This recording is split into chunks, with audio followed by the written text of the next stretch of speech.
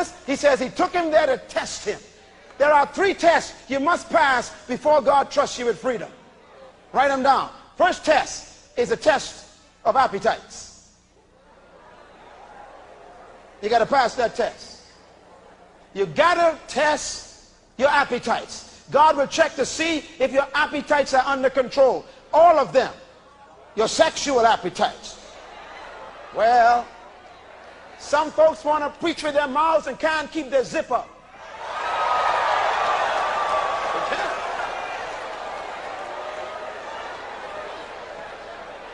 It's so sad today. We got men and women of God rushing into the ministry, can't wait to start a church, and they haven't put their loins under control yet. That's why there's such disgrace in the church. We got anointed heads with unanointed loins.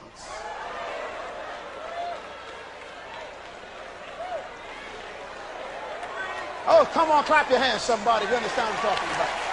We need to be changed. Our minds need to change. God will test your appetites for food, for control of your appetite. And that's the first test Jesus had to pass. Appetites under control. And he passed it. The second test you must pass, you're going to like this one, is the test for power. God will test you to see if you want power. Going after power and control. A lot of people are in the ministry for the wrong reason.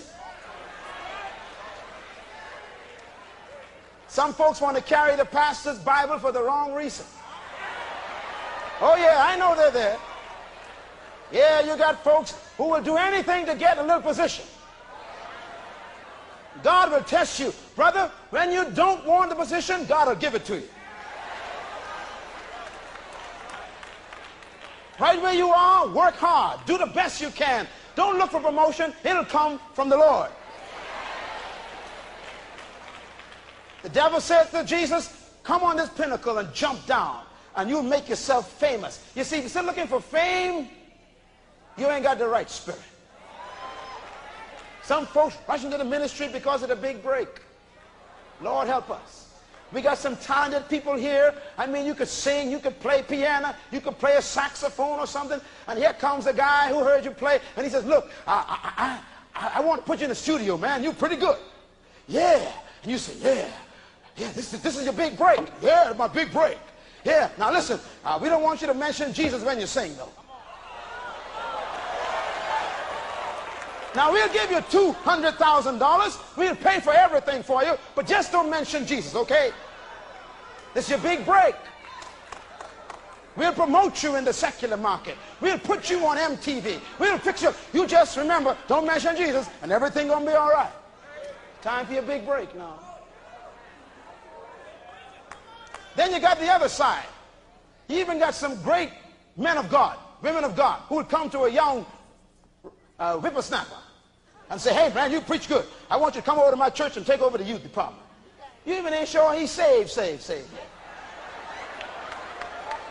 Man, I just like the way you preach. Yeah, anybody can have a gift and don't have character. We got some men and women in the ministry who were called into the ministry by ministers instead of God.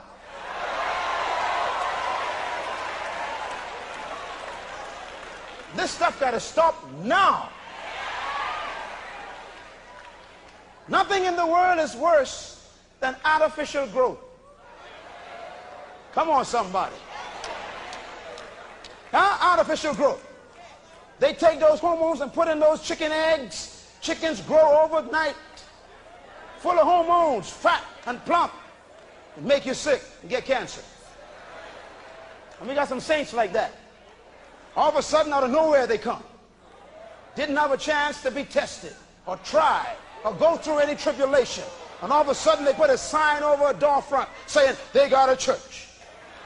Brother, you got to run your home first. Pastor your children first. Pastor your wife first. Pastor your neighborhood first. Then try and pastor the neighborhood.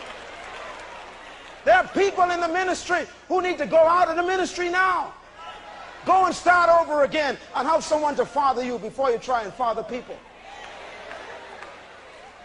God will test you for power. People are hungry for power. And the third test God tested Jesus for, he can test you for it too, is the test of pride.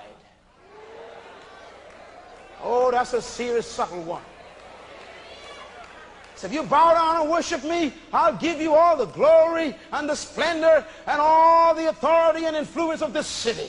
I'll give you all this you see. If you just worship me, and you can be in the pride of life, and you will be somebody, and I'll make you important.